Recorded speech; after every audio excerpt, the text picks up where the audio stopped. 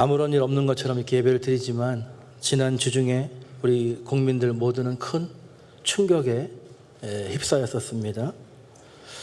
이 비상 계엄 선포로 인해서 상상할 수 없는 그런 혼란에 빠질 뻔했지만 사실 아직 저는 지금도 좀 혼란스럽긴 합니다.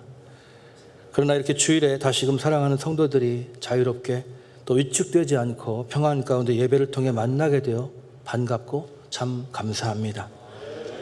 속히 하나님께서 우리나라에 안정과 평안을 주시기를 간절히 기도합니다. 믿음이라고 하는 것은 개인의 의지가 아니라 하나님께서 주신 말씀을 따라 살아가는 것인 줄 믿습니다. 신앙생활 하면서 지금까지 무엇을 중심으로 살아왔는가 생각을 해보면 건강한 신앙은 정말 하나님 말씀 중심이어야 되는데 저는 하나님 말씀을 읽으면서 또 그 말씀을 따라왔다고 늘 생각을 하지만 정말 다시 한번 객관적으로 제 자신을 바라본다면 나 중심의 신앙생활이 될 때가 너무 많지 않았는가 하는 것을 인정하지 않을 수가 없습니다.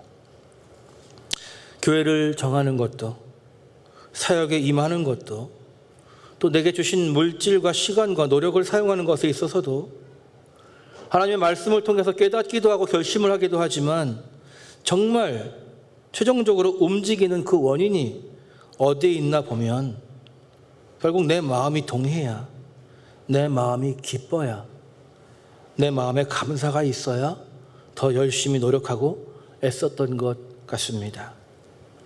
목회자라고 하는 부르심을 받은 자로서 사역의 자리에서도 주신 사명 따라 감당해야 할 여러 가지 일들이 있지만 내 건강과 마음과 생각이 모든 일을 결정하는 데 있어서 중요한 요인이 되기도 하였고 기본적으로는 하나님 말씀과 인도하심을 따르려고 하지만 때때로 너무 쉽게 사람의 생각으로 그동안의 경험을 바탕으로 상식을 기준으로 일을 행하게 되는 그런 일들도 참 많았던 것 같습니다.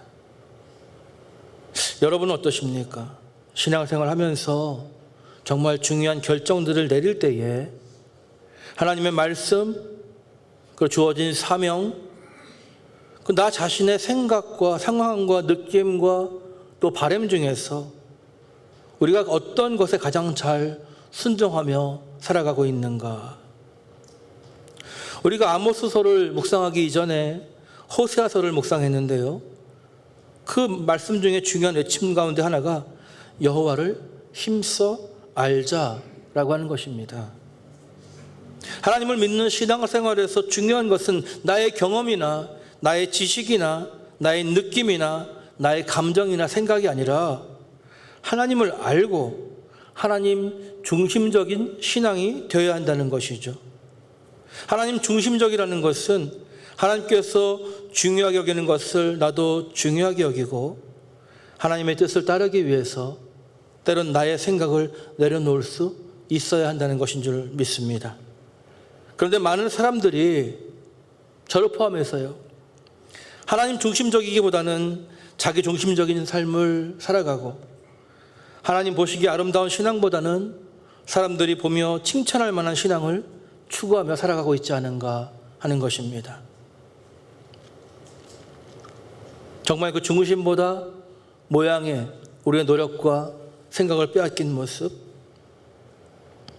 하나님은 언제까지나 자비하신 분이시고 또 기다려주시고 또 한 번도 나를 거절하지 않는 분이시니까 그 자비와 그 사랑을 알므로 인해서 우리가 너무나 안일한 모습으로 살아갈 때가 많다는 것입니다.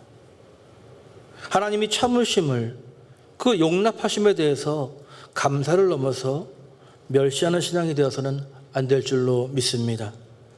우리가 사람과의 약속은 3번을 어기면 보통 더 이상 신뢰를 받을 수 없다는 것이 대략적인 불문율이 아닙니까? 그런데 하나님께 대해서는요, 사람보다 더 귀하고 사람보다 더 엄위하신 분이시지만 하나님께 대해서는 이상하리만큼 신뢰를 더 지키지 않는 그런 모습으로 살아가고 있다는 것이죠.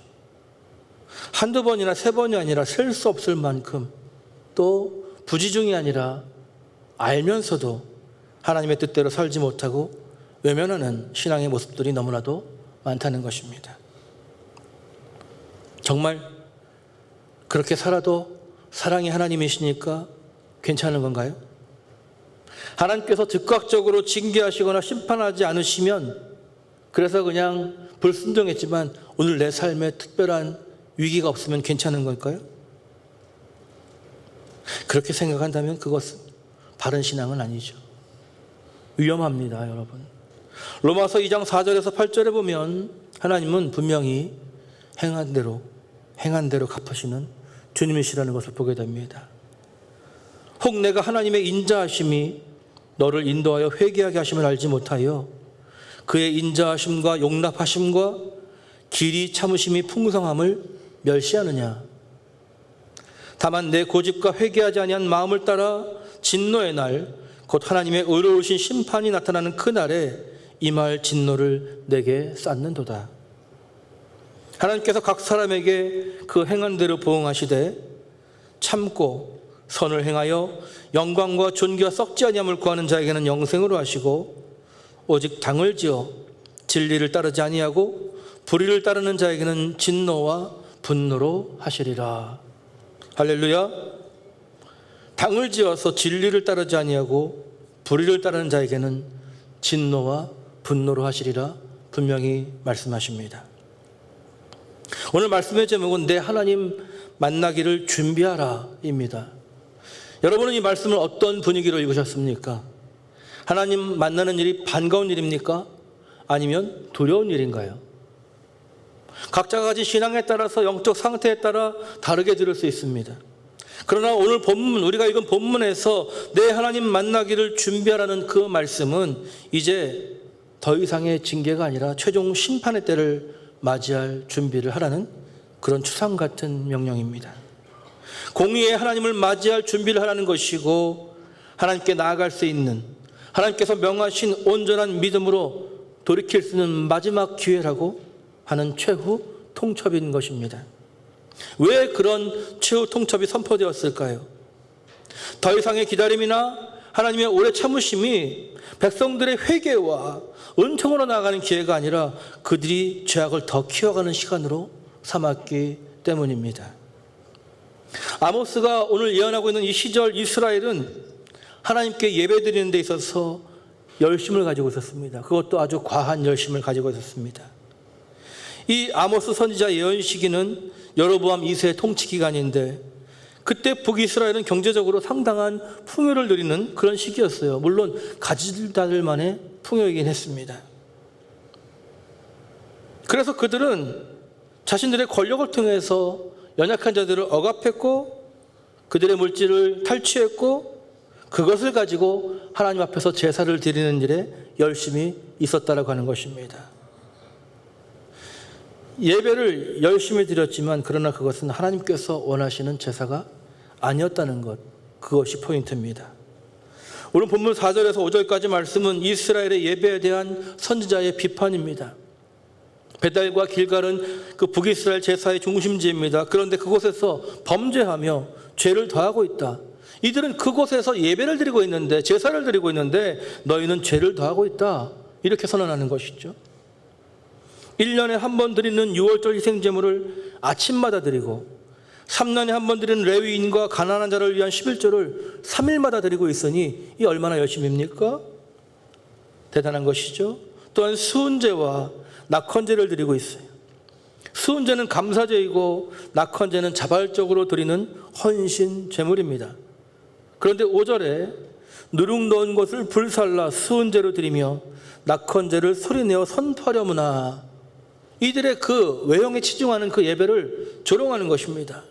비판하는 것이죠. 이스라엘 자손들이 이것이 너희가 기뻐하는 바니라 하고 내 말이 아니라 누구의 말이에요? 주 여호와의 말씀이니라 선포하고 있습니다.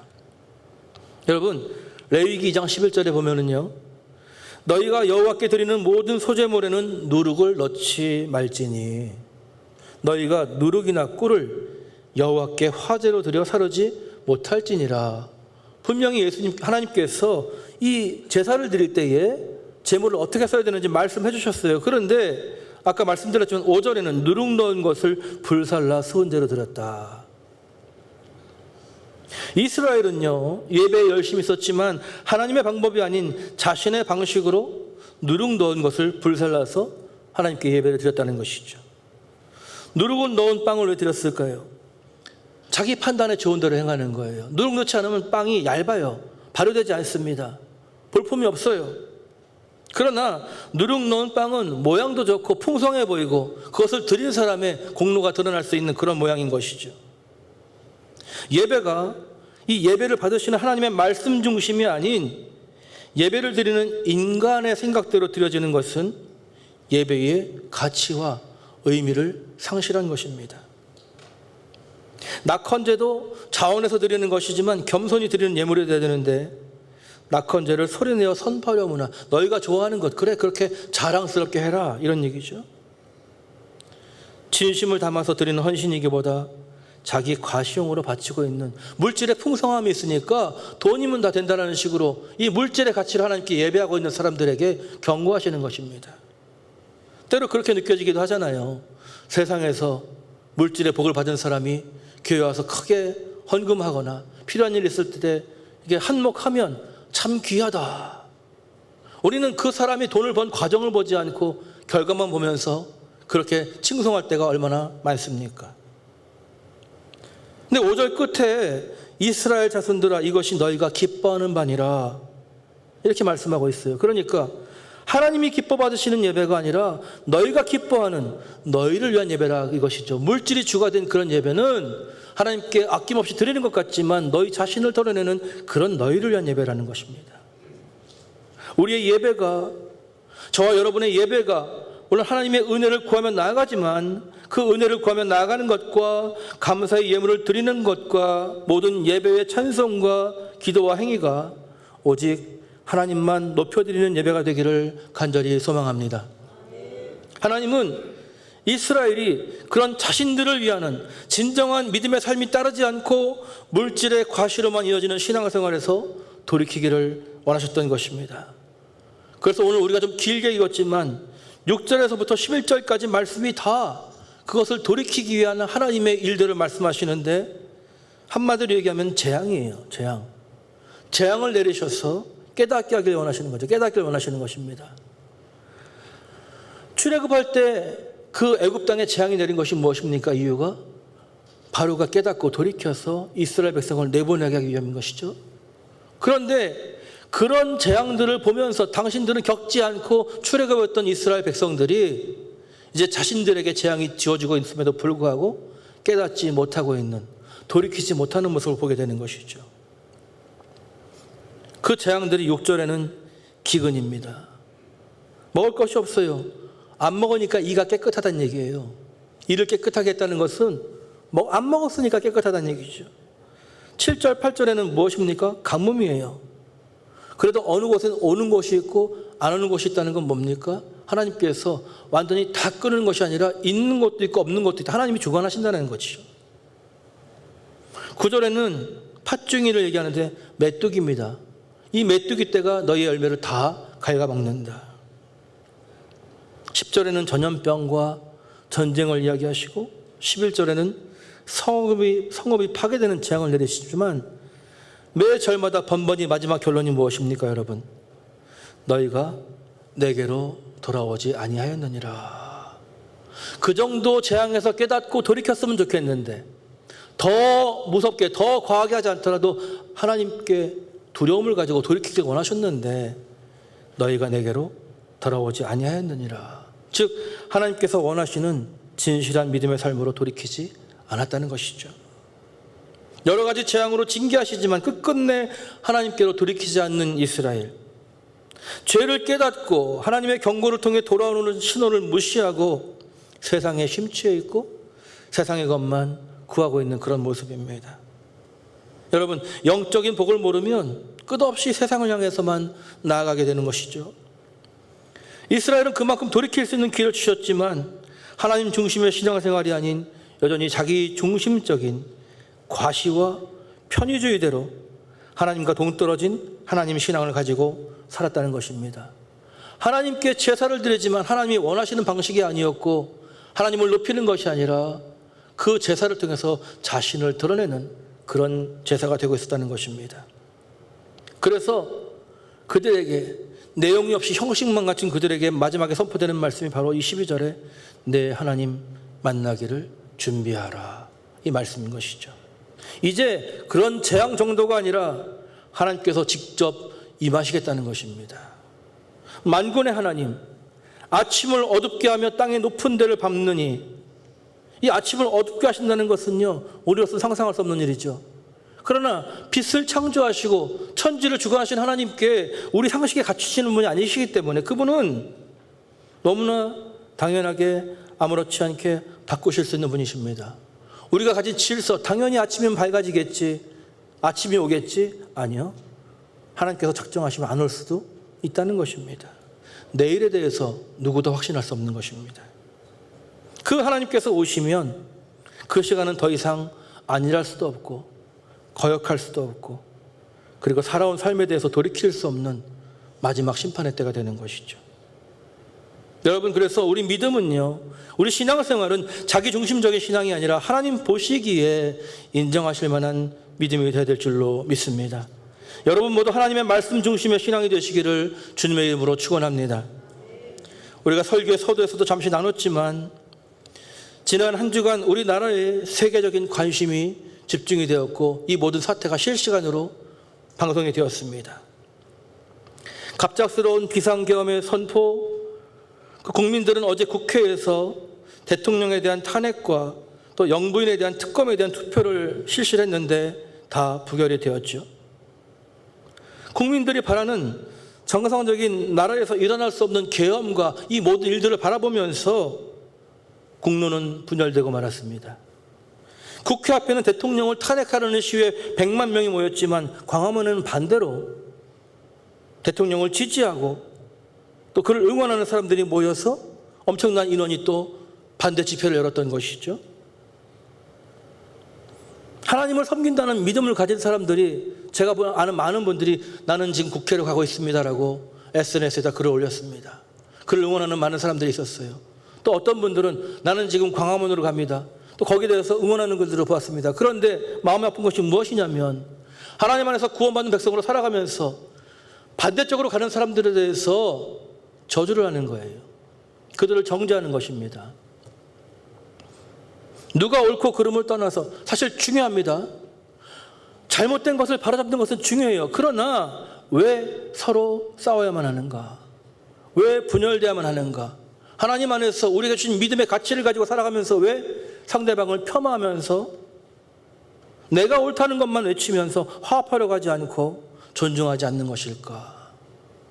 나와 생각이 다르다 할지라도 그 사람 안에 하나님의 형상이 들어있고 하나님께서 이 모든 것을 아시고 주관하시는 가운데 있는데 왜 우리는 하나님 대신 심판자가 되어서 잘못된 그 일이 아니라 사람들에게, 동포들에게, 같은 민족에게 삿대질을 하며 살아가느냐 하는 것이죠. 그것은 그 마음에 하나님이 중심이 되지 않고 자기 자신의 판단을 너무나 신뢰하고 있기 때문이 아니겠습니까? 또한 하나님의 일하심을 신뢰하지 못하고 자기 자신이 심판자가 되었기 때문입니다. 그렇게 된 중요한 이유가 무엇입니까, 여러분? 하나님의 사랑과 그 은혜가 의인들을 향하는 것이 아니라 죄인들을 향하고 있다는 것을 잃어버렸기 때문입니다. 내가 죄인이기 때문에 예수 그리스도께서 나를 위해 죽으셨다는 그 사실을 잊어버렸기 때문에 그렇게 다른 사람들을 향해서 정죄와 심판의 메시지를 던지는 것이죠. 사회적으로 큰 갈등의 문제가 되고 있는 동성애의 문제도 그렇습니다. 또 정치적인 분열과 갈등도 그렇고 그 모든 분열의 중심에는요, 무엇이 맞고 틀리고를 떠나서 이해하지 않으려 하고 듣지 않으려 하고 자기 중심적인 판단과 이기주의가 자리 잡고 있는 것입니다. 분쟁하는 사람들을 보면은 누구도 상대방의 입장을 이해하려는 사람은 없고 모두가 다 자신의 정당성만 외치고 있어요. 결코 용납할 수 없다고 합니다. 좌시할 수 없다고 합니다. 우리나라가 민주사회가 돼서 한 사람 한 사람 무시하지 않고 존중받다 보니까 자신의 의견을 이야기하는 자유가 생겼어요. 그러나 내가 존중받는 것으로 인해서 교만해져서 다른 사람을 무시하게 된다면 그것은 있어야 될 질서가 깨어져 버린 것이죠. 이렇게 자기중심적인 신앙은요, 사랑이 아닌 혐오와 무시와 반목과 갈등을 일으키게 되는 것입니다.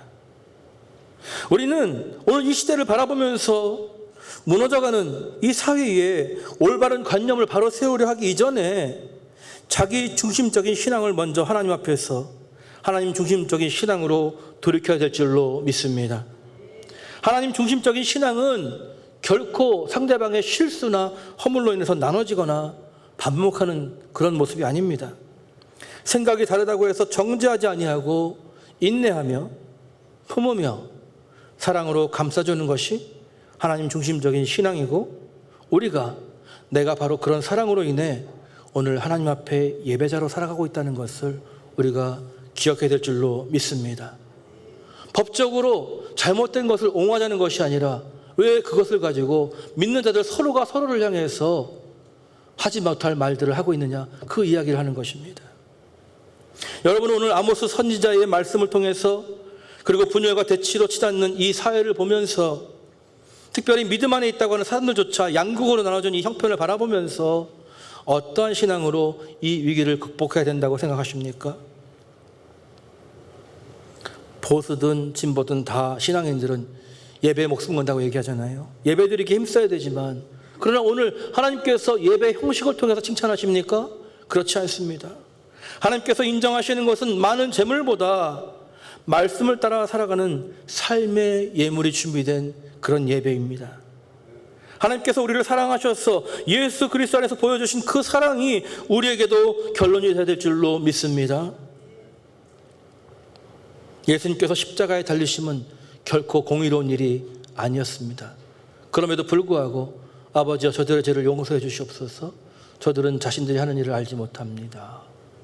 그 예수 그리스도가 나의 구주시고 나의 스승이시고 우리가 그의 제자인데, 판단과 정죄가 아니라 긍휼과 인애와 자비가 우리의 결론이 되어야 될 줄로 믿습니다.